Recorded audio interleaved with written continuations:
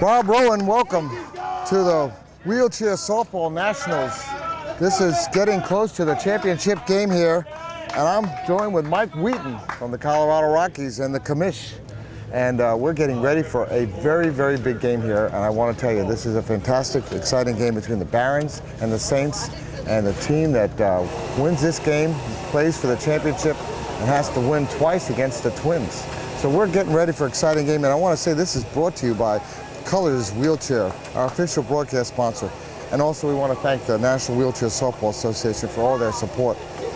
And Colors Wheelchair, everyday chairs, sports chairs, children's chairs, the latest innovative manual wheelchairs on the market. And I'll tell you what, I was looking through their brochure, and they are incredible, exciting chairs that they have. Just got to check them out. You got to go to Colors, and that's C-O-L-O-U-R-S, wheelchair.com. And I think you will be amazed too. And you'll see a lot of Colors wheelchairs out here on the field, and they're all over in every sport that I've seen. So they are just incredibly great. So let's see what we have coming up. We have the Barons out in the field, and they have Bruce Freud catching and John Morse pitching. And right field, let's start out. Mark DiGilio, Matt Johnson right center, Pat Driver is the rover, Brent Rasmussen in left field, Lance Perez in third base, Bruce Homerick shortstop, Paul Krabenhoff at second, and the first shot is put out there, and that's Evan Thorne. And he's safe. Safe at first, the shot to center field. So Mike, I gave you a moment here to get yourself all set up there. Hopefully you're Mike's going to be also keeping some of the stats for us. So Mike, how are you doing this morning? Doing great, thanks. We got a little overcast day today. Hopefully the rain will subside for us. We got Scotty Berg up at the plate here. Scott Berg is one of the first 10 years he made the Hall of Fame. That's yeah. How good of a player he is. He's still alive, and there we go. Yeah. Still playing. Yep. And I may have forgotten Greg Sewing, the first baseman for Nebraska Barons, who's just a gentleman and a scholar, as they say, and his wife Sue, who's really been great. And they've done a lot of work on this tournament. And Sue stayed up all night to get the stats done, which we'll see sometime for the tournament. Amazing dedication, and she even took Jesse Navarro to the airport on top of it, so saving me a little bit of time this morning. There's the pitch, and Scott hits it right up the middle. That looks like that's going to be dangerous. They're going to make the throw. They're going to make the throw. He's safe. First and second now. Scott Berg is just an incredible athlete. I remember his first practice when he was a 16-year-old kid. Yeah. He used to be with the Saints. And Lucky Falo coming up, and Lucky has been a pretty big hitter up here, although I haven't, to see what he does today, this is where it gets going. And you were saying that you would sometimes actually rather go up and bat first and look and see what the Saints have done. They've come up and have started to make a presence. And your thoughts on that are? Well, you can get a good head start on a team and hopefully demoralize them if you can put up a lot of runs in the first inning. Or if you go down 1, 2, 3, then it could be the other result. You're absolutely right. Let's see what Lucky does. Strike. Watches the first pitch. It's a strike. Lucky, he waits, and I see sometimes he gets himself to where he ends up getting in trouble where he's having to go on after 2 strikes. And they're exactly what I'm talking about. Another one. So now he's in a count where he's 0-2, and he has to swing at something that may not be what he wants. And let's see if John Morse can get an out here. I'm sure he would love to rack one up right now.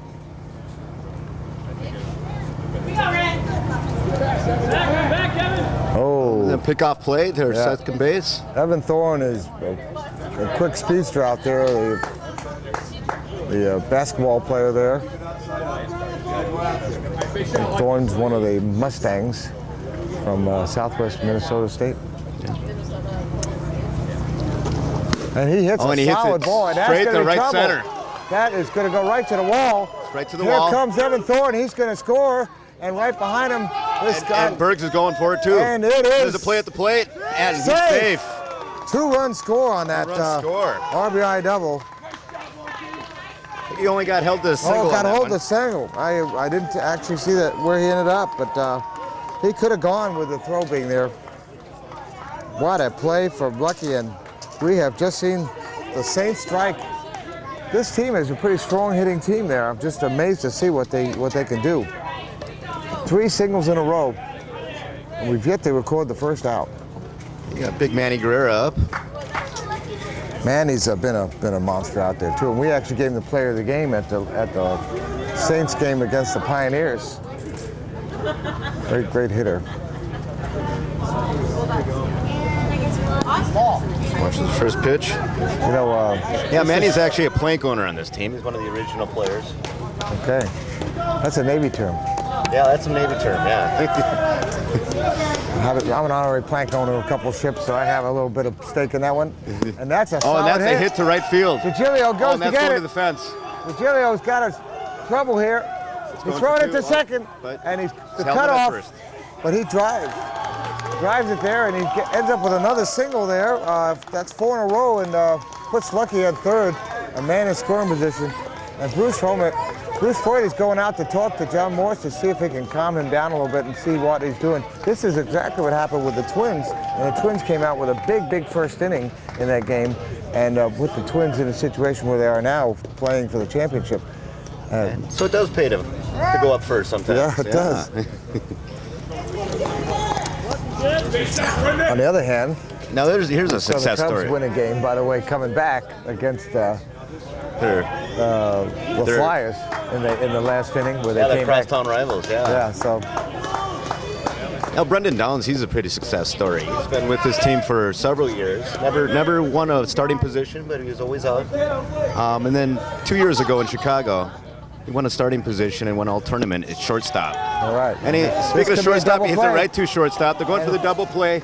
Bruce to Okay, he's another safe. run scores, Another run scores. but that Trying to was get a some nice. RBI. Yeah, that's a. This is called fielder's choice, but they at least they got one out, one out, and that's what they needed. At least to get something. And now they have a man on first, and maybe they can get themselves out of this inning with a double play. But not before so far. We have 3 runs I've scored. We got Rick Cooper up. Rick is also another great hitter and a long-time player in this game. Yeah, he's been playing since the early. I think '93 was his first year. He used to play with the Texas Stars. Oh, that's And he the pops it pop-up. up to the Again, infield. That's Holmbeck caught. oh, he could not. Bruce could not pull that down quick enough to catch Brendan off the base, but that is a big out there on a pop-up. And 2 outs. And here's the pitcher, Jerry Anderson, coming up. Jerry's another senior player. Now Jerry is a senior player. He's been playing for over 20 years. He's really changed the game for the Class 1s. He used to be an old St. Paul Thunder. Right. They said someone that should deservedly be considered for the Hall of Fame. Yeah, he's definitely Hall of Fame material, and it's probably imminent. That will happen. Oh, good. And you heard it from the commission. Possibles. All right, let's see if John Morse can get another pop-up here or something and make his life a little easier and give him a chance to rest that arm for a little while.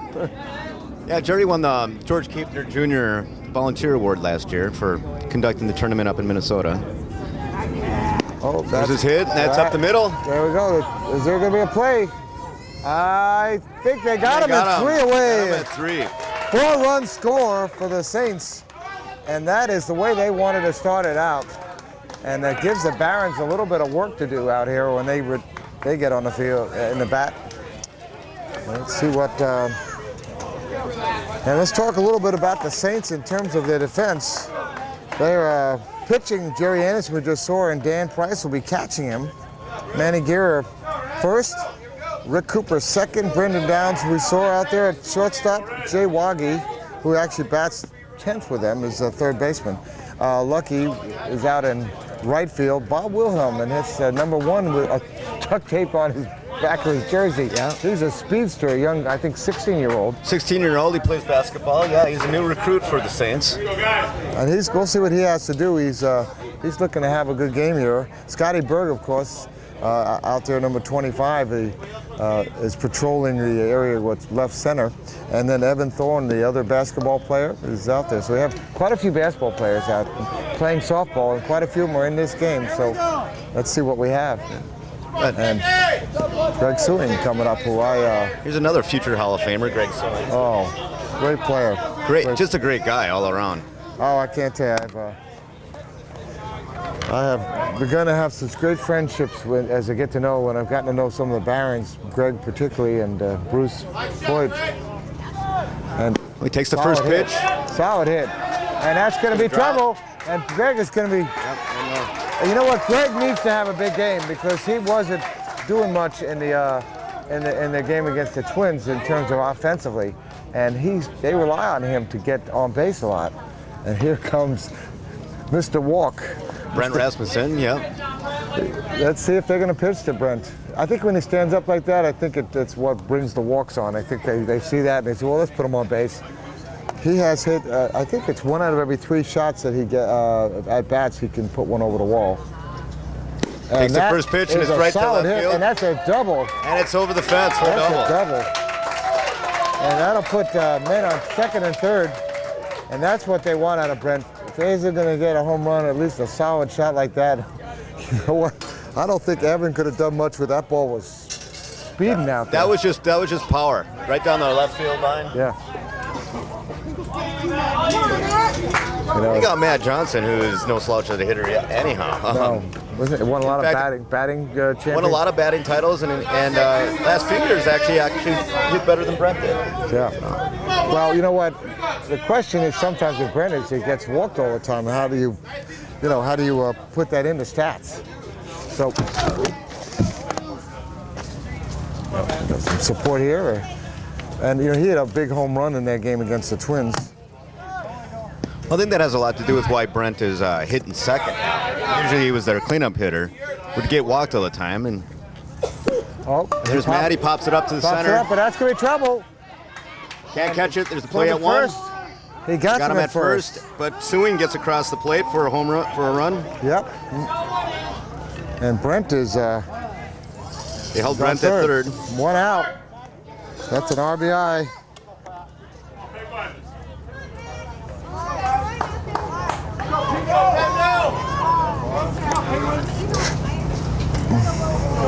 Pat Driver's been playing this game for a very long time. Oh yeah. He also needs to step up. He has not been as offensively as he needs to be, and he's in the 4th place, which is an interesting thing. You think about someone like a Brent and a Matt, and you think he would be in the 4th, the cleanup spot, but they've got Pat here. So, and it's a solid shot. It's right to right field. That's probably the shot. It's gonna be a tough play at first. He is safe, and a run scores. And I'll tell you what, they have come back. So they've taken back 2 of those runs that they gave up in that first inning. And there's only 1 out. Yeah, I know. And man on first. And up comes Mike DiGilio. Mark DiGilio is right fielder, and he's a newer player here to this team. But he's got a lot of speed, and I think as he's learning the game, I think we're going to see some incredible play out of this. That's a solid one. Pops it up. But that is going to be foul ball. Foul ball. I'll tell you what, he could have been the second out there, because you saw Jay Waggy going over there to almost had it. Jay's one of those players where it shows persistence pays off. He's been with the team for several years and just never won a starting position until this year. He's been a good hitter too, and he's in the number 10 spot, which is like one of those you see every once in a while in Major League Baseball. And that's another Marky foul pops ball. it up again. Mark's just a great guy. If you ever talk to him off the field, always has a smile on his face, and yeah. Got a really good chance of getting Rookie of the Year this year. Well, Mark helped us out when we first arrived here, trying to figure out how to put a umbrella up on our scaffold. And he was right there. I said, Mark, and he had a great idea. I mean, I think he works with, I think something to do with mechanical stuff, and that is going to be. There it is, and that's up the center, and Cooper can't get to it. Bob Will throw to first, and he gets the out. And then there's a throw to third. And I think that he's safe at third. So, but I think that third, they've got a man at 2 outs, a man at third. Pat Driver snuck on over there, and pushed the third baseman, Jay Waggy, out of the way. So this is my spot. And he had to tag him, so there was no, well, Paul Kroberhoff, the doc, is here. He's a doctor. Yeah, he actually helped us with classification this year. Oh, yeah. Specialized in spinal cord injury as a rehab person. Oh, and right up the middle. Nice hit, right up the middle. That's going to the fence. Scoring that run. That's going to score. And he's going, digging for second. And he is safe at second on a double. And I'll tell you what, that brings it back to 4-3. This Barons team is a different team than what happened when they played the Twins, because the Twins did that and they didn't get any. They got one run, I think. Oh, in the first inning was 2-2, but then after that, the Twins came on and the Barons were quiet until later on, and it was just a little too late for them to catch up. So let's see what John Morse, the pitcher. John can get a good hit here. He's got a man on second, just 2 away. In the bottom half of the inning. And there's a strike one. Pitcher against pitcher. I always think this is interesting. Yeah. Solidly hit. That's a solid hit to right center. Okay, the throw to first. And in time. They got him. And that is the end of the inning. And we have a 4-3 game. And we will be right back at X-Able in a minute.